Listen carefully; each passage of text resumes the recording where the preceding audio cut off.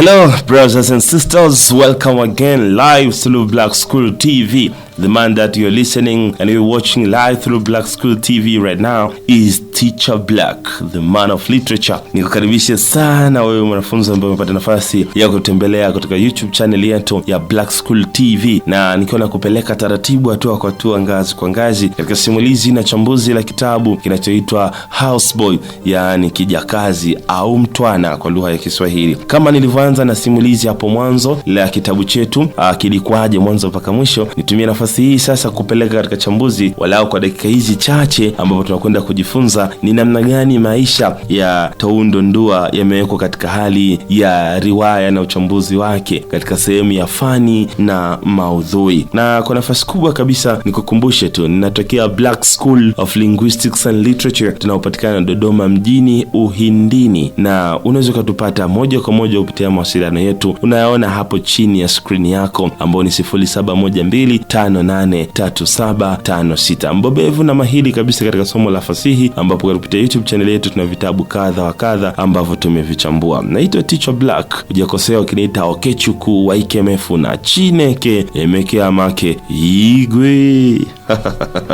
Karibu sana. Sasa nakupeleka kwenye uchambuzi wa form and content. Form ni nini? Form is just a superstructure for literary work or general appearance of a literary work. Muonekano wa nje ya kazi ya fasihi inatosha kabisa kuitwa ni fani. Na katika fani kuna vipengele kadha kama vile jina la kitabu, yani title, lakini pia tuna mandhari, yani setting, lakini sehemu ya tatu tunakuwepo na style, yani mtindo, lakini pia tunakuwepo na kitu kinachoitwa plot, yani muundo.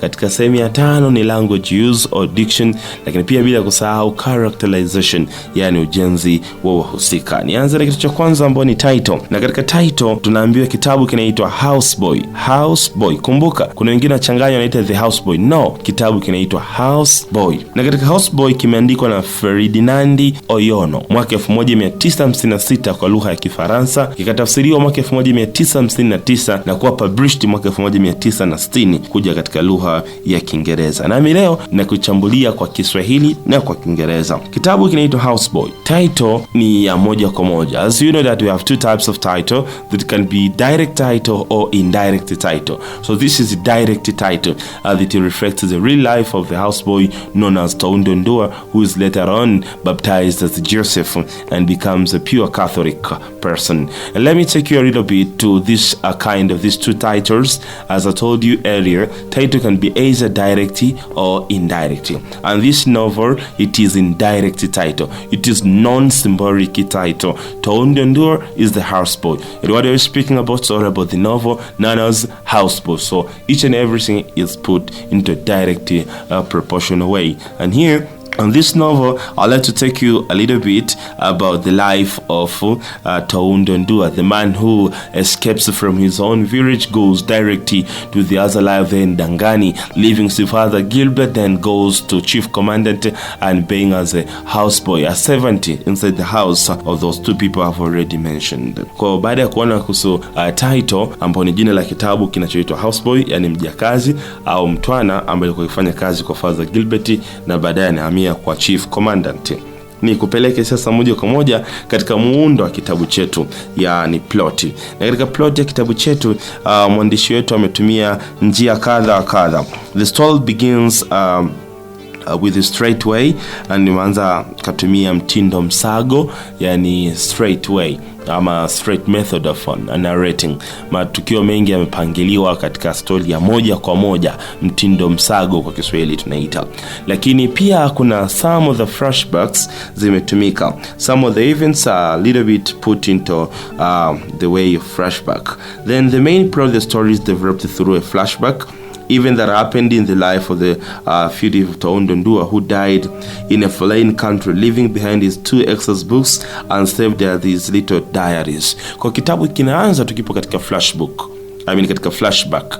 Kama alivyoanza tunakutana na mtu anaumwa kwa kipindi kirefu, na anafariki akiwa ameacha begi la kaki lina kitana na madaftari mawili ambayo alitumia kama diary. Kwa hiyo mwanzo wa kitabu chetu tukinaanza katika mfumo wa flashback.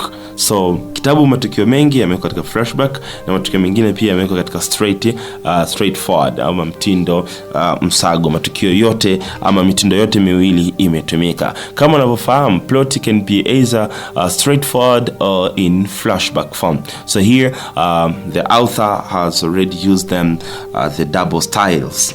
Then let me take you a little bit to what we call style. Mwandishi ametumia style kadha wa kadha katika kufanya kazi yake ifanyike. As we can define the term style as the departure from norm. So when I say departure from norm, it's just a way of doing a thing into a different way. Then here Ferdinand Oyono, the writer of the book Houseboy, has a little bit written in different style, and he has employed, invested and put a depiction of a number of styles that a writer or any reader can be attracted to learn a lot from him. And here the first style that is imposed by the writer is the use of dialogue, the use of diary, the use of monologue, and the use of songs. Particularly again, there is the use of poetic language and point of view, as I can mention a few out of them. Here the writer amejaribu kutumia mtindo tofauti kabisa na mitindo tuliozoea. Mtindo wa kwanza ni utumizi wa diary. Yaani kitabu chetu kimeandikwa katika mfumo wa diary, yani kama shajara, kimeandikwa kama matukio kila siku. Lakini pia kuna sehemu zinatumia monologue, yani ya mazungumzo ya mtu binafsi, kuna dialogue, yani mazungumzo ya watu wawili, lakini pia ametumia songs. Ndani ya kitabu utakutana na nyimbo alikuwa anaimba Kenny out of bed Kenny how he troubles us Ken he doesn't give a fuck for you, he doesn't give fuck for you anyone. Kenny what can you do to him? There's nothing you can do. Kenny out of bed Kenny out of bed. Hiyo ulikuwa ni moja kati ya wimbo uliokuwemo ndani ya kitabu chetu. Nenda ukurasa wa 29 wa kitabu chetu cha Houseboy utapata kuona mambo matamu kabisa. Wanafunzi wangu, nikupeleke taratibu kama ilivyo ada. Mimi msimulizi wako Teacher Black, sipendi nikuchoshe. Ametumia pia poetic language. Kuna maneno yaliyotumika humu ya kishairi. White man one ring, a comma has more than the white man, a comma king of rings, king of wives. Hayo yote yalikuwa ni maneno ya kifasihi, yani poetic language, na hapa ilikuwa ina maana tofauti. Lakini pia msanii wetu ametumia point of view as an angle of narration. Sehemu kubwa kitabu chetu imetumia kitu kinachoitwa first person point of view. Amesimuliwa kutumia nafsi ya kwanza ya usimuliaji, first person, ambayo ametumia I or we. Lakini haijaishia hapo. Kama nilivyokuambia, kwenye form tunajifunza title ambayo tayari nimekwisha kuelezea, tunajifunza kuhusu plot tayari nimesha kuelezea, tunajifunza kuhusu style tayari nimekwisha kuelezea. Sasa nikupeleka katika setting, yani mandhari. Kitabu chetu kimetunga wapi? Kitabu chetu kimelenga jamii ya watu wa Cameroon kipindi cha koloni. Kwa tunaona maisha yote yaliyoko humu yanahusu watu wa Cameroon pamoja na Spanish Guinea na Gabon, to some part of the African parts that I have already mentioned in this novel. Kwa kitabu kinagusa watu wa Cameroon. Na sehemu ya mwisho sasa ni kupeleka katika upande wa form, ni katika language use pamoja na characters. Msanii ametumia vitu vingi sana katika kuifanya kazi yake iwe nzuri zaidi. Cha kwanza, ametafsiri kutoka kwenye lugha ya Kifaransa kuja kwenye lugha ya Kiingereza. Lakini haishi hapo, ametumia figures of speech kama vile imagery and symbolism. Ametumia taswira na lakini pia symbolism zimetumika. Kuna sehemu kama vile the sanitary tower and condoms or two rubber bags. Hili inaonyesha kuhusu moral decay, yani uharibifu wa kitu kinachoitwa nidhamu. Haijatumika lugha nzuri. Tree trunks and armchair with cushions. Hii imesymbolize racism. No, lakini pia tumemtumia Karishia, amesymbolize mwanamke ambaye hana maadili mema. Lakini pia Toundi's death, kifo cha Toundi, imeonyesha mwisho wa uonevu. Lakini pia kuna kitu kinaitwa the prison and the whip. Wafungwa na mateso yalikuwa yatatendeka, yanaonyesha jinsi gani wazungu walikuwa wakitunyanyasa wa Afrika. Msanii pia ametumia lugha mbalimbali, mtindo wa lugha, yani tamathali za semi kama vile similes as the comparison of two things by using conjunction. Hapa tunaona kwamba the skin of my knees is now as hard as crocodile skin. When I was small, he treated me like a pet animal. My master is thickest. His legs have great muscles like the legs of Pedro. He was curled up, folded into himself like a huge antelope. Nadhani katika misemo yote niliyotaja kuna neno like. Na hiyo misemo yote inatuonyesha kuhusu kitu kinachoitwa simile. Lakini pia msanii ametumia mifano mingi sana. The laughter came seldom like tears of a dog. Lakini pia Madam was dressed all in white like a newly opened flower. Hiyo yote ilikuwa ni simile. Lakini pia msanii ametumia kitu kinachoitwa metaphor. Akasema I had to look into his diary. It's a grand store, memories. Toundi is referred by his father. A drop of my own liquid speaking to me like that. A sea of human beings filled the central square in the village. Then here, still I prefer my brethren to that old toad. Then the other metaphor, the prostitute calls me Congo my little chick. Not just like my little chick, this time my little chick. The white elephant, visited the chief commandant field. Hiyo yote ilikuwa ni misemo ambayo inatuonyesha metaphor. Kwa msanii pia ametumia metaphor katika kazi yake hii ya fasihi. Yote ni kuifanya kazi ipendeze na imeremete, ing'ae na ikuvutie wewe pia msomaji. Ndugu yangu, katika sehemu hii hapa msanii wetu pia ametumia euphemism. Ametumia euphemism, yani utumizi wa tafsida.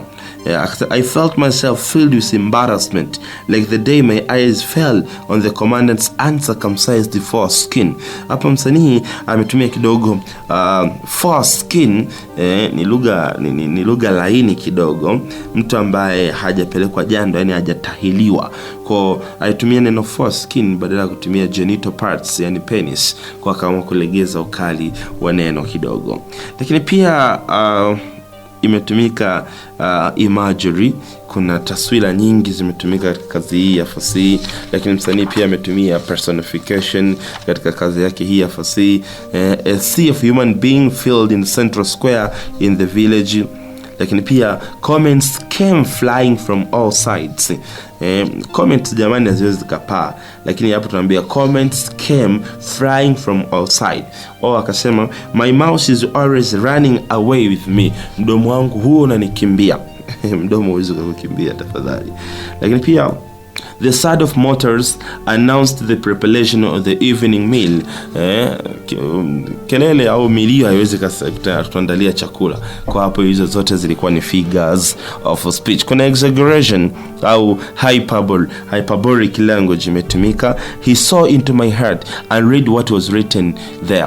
Aliona moyo wangu na akaona nini kimeandikwa mle. Ni tatizo mtu aweze akaona wala kilichoandikwa moyoni. The house was flooded with light and as if there was full of noon. Chumba kilijawa na mwanga, kikawa kina mwanga mkali kana kwamba ni mchana. Hiyo ni giza, hamna mwanga unaweza kufikia mwanga wa mchana tafadhali. Akasema my legs seemed to have disappeared. Niliona kama miguu yangu imepotea. Miguu haiwezi kupotea wakati tunaiona, labda ikatwe. There's tears in her voice. Kulikuwa na machozi katika sauti yake. Tazama maneno matamu yanayotumika na mwandishi Ferdinand Oyono katika riwaya hii ya Houseboy. Nikusihi tu mpenzi msikilizaji, hasa wewe mwanafunzi uliyetegea sikio na kutazama kupitia Black School TV. Twende pamoja. Kuna misemo imetumika, sayings, yani proverbs. The dog of the king is the king of dogs. Mbwa wa mfalme naye ni mfalme katika mbwa wengine. Life is like chameleon, changing color all the time. Maisha ni kama kinyonga, muda wote anabadilisha rangi. The elephant does not rot in secret place. Unaambiwa tembo hawezi kaoza katika sehemu iliyo ya siri, yani tembo na ukubwa wake popote akioza iza atanuka au ataonekana, kwa hiyo hawezi akajificha. Kwa hizo ni baadhi ya misemo. Lakini pia the river does not go back to its spring. Mto unapoanzishia maji hawezi kurudi unapoanza, lazima usonge mbele. Kwa ni misemo ambayo imetumika humu na msanii wetu. Nisikuchoshe sana mpenzi msikilizaji, nikupeleke kwenye characterization, na hapa tunaenda kuona wahusika wengi waliomo. Na wa kwanza kabisa ni Toundi. Huyu ni protagonist, ndio mhusika mkuu. Alikuwa ni kwanza ni victim wa brutality, kateswa na kaonewa sana. Ni mwaminifu lakini pia ni mtiifu, ni yatima upande mmoja, na anateseka na anateswa, na amejaribu kubeba dhamira kuu ya kitabu. Lakini pia Toundi's father ni moja kati ya mhusika mwingine ambaye tunamuona katika kitabu chetu, baba yake na Toundi ambaye alikuwa ni brutal, mkatili sana. Lakini pia alikuwa ni very trick, alikuwa ni mjanja, alikuwa anajaribu kumtrap mwanae arudi. Lakini pia alikuwa ni traditionalist na alikuwa ni abusive, ni anatukana sana. Tuna mtu mwingine anaitwa Father Gilbert. Father Gilbert huyu, he was a white priest and Toundi's benefactor. Father Gilbert alikuwa ni bosi wake na Toundi ambaye alimchukua kama houseboy na alikuwa ni padri, lakini pia alifariki kwa ajali na amefariki. Alikuwa ni exploiter, alikuwa na hapa tu vifuko vya sukari, anachukua vijana na kuishi nao. Tuna Father Gilbert, Father Van der Meyer ambaye alikuwa ni mkatili, alikuwa ni brutal na alikuwa pamoja na upadri wake alikuwa akiwavua nguo Afrika walikuwa wakifanya dhambi. Lakini pia alikuwa ni mnafiki na alikuwa ni muimbaji, he was a singer. Tunaye mwingine ambaye ni M. Robert, he is a commandant of Dangani, alikuwa ndio kiongozi mkubwa pale Dangani. Tulikuwa na M. Moreo, huyu alikuwa ni prison director na alikuwa ni humanizer kwa sababu alikuwa anatembea na Madam Suzy. Tuna M. Genopolis ambaye alikuwa ni white man, ni Mgiriki huyu, na alikuwa anamiliki zile clubs zote. Tuna mhusika mwingine anaitwa Salvain, is the head of Dangan School, alikuwa ni mkuu wa shule ya Dangani. Na pamoja na hivyo pia tulikuwa na mhusika mwingine anaitwa M. Gullet, ambaye Gullet alikuwa ni chief of police in Dangani. Kwa hiyo alikuwa ni kiongozi mkubwa wa polisi pale Dangani. Lakini tunaye Bakru. Huyu alikuwa ni laundryman, alikuwa ni dobi kwenye nyumba ya bwana nani yule, alikuwa ni laundry katika nyumba chief wa Dangani, commandant. Lakini pia tuna mhusika mwingine anaitwa Mekongo, alikuwa ni African Army veteran, alikuwa ni mveterani. Tunaye mhusika mwingine ambaye anaitwa Madam Suzy, she is the wife of commandant. Huyo alikuwa ni mke wa commandant ambaye alikuwa ni msaliti. Tuna agriculture engineer, alikuwa anaitwa Magnus, alikuwa ni mnafiki, ni lashisti, lakini pia alikuwa ni humanizer sababu alikuwa anataka pia kutembea na Sophie. Tuna Calicia, she was prostitute, she works as a chambermaid and she was a good advisor to whom we called Toundi Ondua. We have the other character who called Mengweme. This was African, respectable among the people, and this was among the character inside our novel. Niseme tu asante kwa kuelewa wahusika. Sasa nikupeleke moja kwa moja kwenye content. Na kwenye content tunajifunza kuhusu dhamira na vitu vingine kadha wa kadha. Cha kwanza kabisa nikupeleke katika themes. Na kabla hujajua themes, unapaswa kufahamu nini maana ya content. Content is just an inner part of a literary work. Ni sehemu ya ndani ya kazi ya fasihi. Na katika kazi tabaka la ndani la kazi ya fasihi tunakuja kuona vipengele vitano. Cha kwanza kabisa ni themes, na cha pili tunakuja kuona ni message, philosophy, relevance na conflict. Tukianza na semantic analysis, themes, central idea for literary work, tunakuja kuona kuhusu kitu kinachoitwa assimilation policy. Yani hii ni sera ya Kifaransa kiutawala ambayo imejaribu kuelezea namna gani imeweza kuwaonea watu wengi katika kitabu chetu hiki. Lakini pia tunakuja kuangalia kuhusu colonial rule and brutality, ukatili uliokuwepo kwa wakoloni ambao tumeona namna gani Guleti, Maskali walikuwa kiwatesa Afrika. Tumekuja kuona watu walikuwa wanafanyishwa kazi bila kulipwa. Tumekuja kuona watu walikuwa wanavuliwa nguo. Zote hizo zilikuwa ni moja kati ya maisha ya utawala wa kikoloni. Kuna segregation, ubaguzi. Si kila maisha walikuwa naishi basi walikuwa kibaguliwa kati ya wazungu na Afrika. Wazungu walikuwa wakipendelewa kwa vitu vingi, lakini Afrika tulikuwa tunapewa nafasi ndogo sana. Kuna exploitation, kwa mfano Father Gilbert alikuwa akikana vijana, alikuwa hawalipi inavyotakiwa na alikuwa akiwafanyisha kazi kubwa sana. There is oppression. Tunakuja kuona kuna prison directors busy with 2 Africans suspected of stealing from Genopolis, teaching them how to behave. They are stripped naked and worse and handcuffed. Kuna vijana walikamatwa wakiwa wamesingiziwa kuiba, walizungushwa uchi na wakapigwa na kuadhibiwa. Vyote hivyo vinatokea katika mfumo huo. Kuna humiliation pia. The reader shamed the stupid and rules of the respect of the other people have in this book. Africans were humiliated by the white masters of colonial apparent reasons. Kwa tunakuja kuona humiliation inatokea kwa bwana Toundi Ondua, alikuwa akinyanyaswa na Madam Suzy, alikuwa akipigwa mara kwa mara, akifanyishwa kazi, na hayo alikuwa yanatokea na anajaribu kuyaishi. Lakini si yeye tu, na hata zile clubs zilikuwa zikitenganishwa kati ya Afrika na wazungu. Yote yanatokea. Kuna prostitution, moja kati ya dhamira nyingine. Moja kati ya prostitute ni Alicia, Sophie, wote wanakuwa wanatajwa, lakini pia hata Madam Suze pia, sababu walikuwa wanashiriki na zaidi ya mwanaume mmoja. Dhamira nyingine ni racism, ubaguzi wa rangi. Walikuwa wanabaguliwa katika sehemu zipi? Racism ni settlement areas, katika makazi, social events, matukio ya kijamii, church and transport, ilikuwa ni sehemu zote yalikuwa kitajwa katika ubaguzi wa rangi. Lakini pia hata katika masuala ya kimahusiano, relationship. Dhamira nyingine ni betrayal, ambapo tunakuja kuona usaliti. Kwanza ni Madam Suze alikuwa kimsaliti mumewe. Kuna baadhi ya Afrika walikuwa kiwasaliti wa Afrika wenzao, wanaenda kujikuta na wazungu. Hiyo yote. Sophie pia alikuwa kimsaliti mke wake na kutaka kutembea. Engineer alikuwa kimsaliti mke wake na kutaka kutembea na Sophie ambaye ni house girl wake. Naona yote hayo. Lakini Father Gilbert na Father Van der Meyer, hao walikuwa ni Wakristo, walitakiwa kuwa mfano, lakini pia kuna baadhi ya vitu kwa kivishi sio vya Kikristo. Lakini pia dhima ama dhamira nyingine ni tunaangalia kuhusu kitu kinachoitwa local beliefs. Kulikuwa na imani za kizamani hapa za kitamaduni za Kiafrika. There's nothing left for me but to go away. There's nothing left except I knew someone was going to die. The chimpanzee hold all night. Unajua Afrika ukisikia kuna bundi analia usiku, basi ujue kesho yake kuna msiba. Vivyo hivyo hao naamini katika Cameroon, manyani akilia sana basi kesho yake kuna msiba. Kwa hiyo ilikuwa ni moja kati ya local beliefs. Kuna cultural interference ambapo tunaona kati ya Africans and these Cameroonians, or Cameroonian general and the Europeans. They live in different styles, like that of going to clubs. That's not our culture. We always experience what we call traditional dances. Hiyo ni moja kati ya culture ama dhamira iliyopo. We have the issue of conflicts, and here we have a number of conflicts. Hii tunaijadili kama dhamira, lakini tunaijadili kama part of content, na yenyewe naimaliza moja kwa moja. Kuna Toundi's family and Tinati's family. Familia Tinati na Toundi kwa sababu waligombana, basi zikawa zipatani. Whites versus whites themselves. Kuna muda prison director na commandant walikuwa na ugomvi kwa sababu ya Madam Suze. Lakini pia tulikuwa na political conflict, migogoro ya kisiasa. Naona na ndio maana katika ukurasa wa 57 anasema, I have fought in the white man's country, I have left a leg there, I have made war, I have lost my leg. Hiyo pia ni moja kati ya kipengele kinachoonyesha kwamba kulikuwa na mgogoro. Lakini pia kuna personal conflict. Then other conflict presented in the novel. For example, in this book it is shown that Toundi, the houseboy, is not happy with Madam.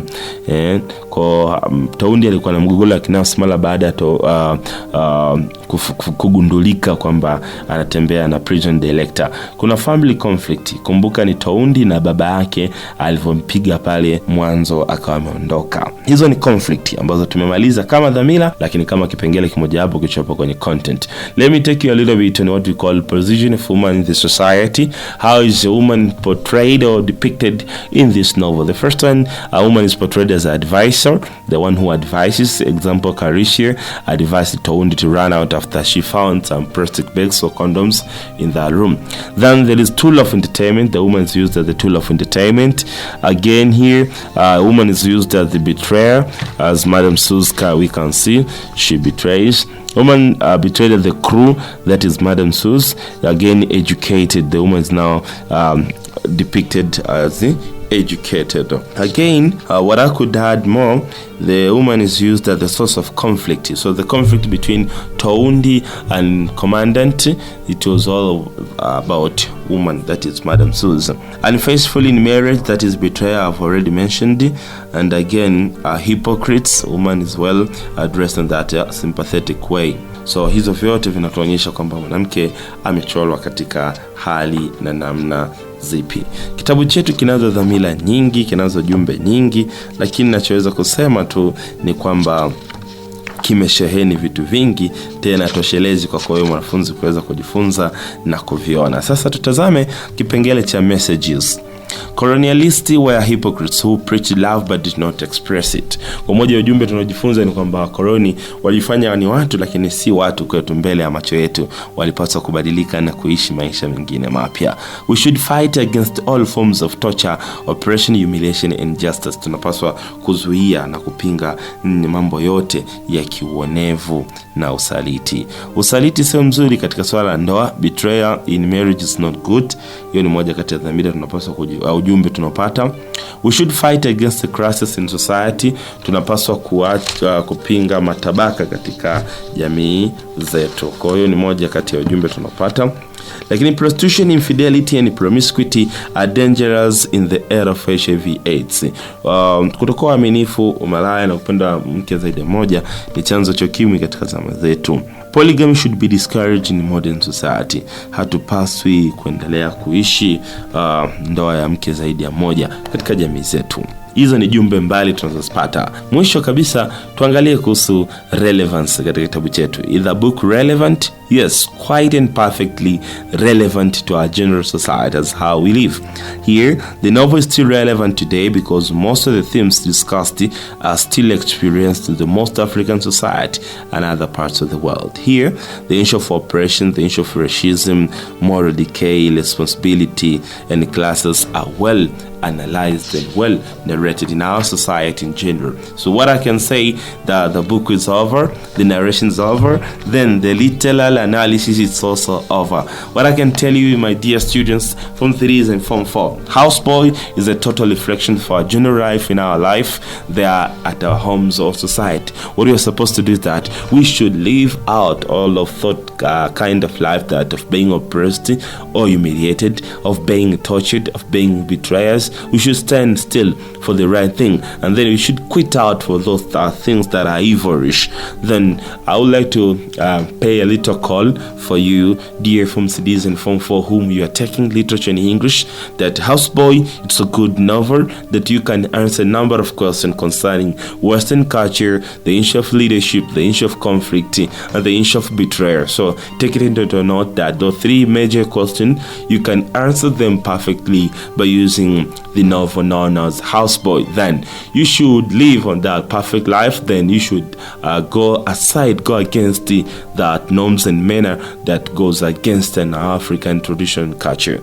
Brothers and sisters, let me say thank you for paying attention of listening on my narration. The man whom you're listening now to this ending notation is Teacher Black, the man of literature, all the way from Black School of Linguistics and Literature. I'm just here in Dodoma town. Nikukaribisha sana ukihitaji huduma yoyote ya uchambuzi wa riwaya, tamthilia pamoja na mashairi kutoka katika lugha ya Kiingereza kuja katika lugha ya Kiswahili. Utanipata unono moja kwa moja kabisa hapa Dodoma mjini, na naweza ngakufikia kokote Tanzania. Ukiwa na oda ya kuhitaji kufanya uchambuzi binafsi ama kufikiwa shuleni kwako, tunakufikia kupitia nambari za simu tajwa hapo chini ambayo ni 0712583756. Black School of Linguistics and Literature ndio inanipa nguvu kubwa kabisa kupitia Black School TV. Usisahau tu kusubscribe, kulike, kucomment, pia kushare kwa wengine. Maswali yote nitajibu kupitia page hapo ya comments. Then you just put your question there, then I'll be passing through it and I'll be answering. And you can call me directly and I'll be saving you there perpendicular. Thank you so much. Let me say Igwe.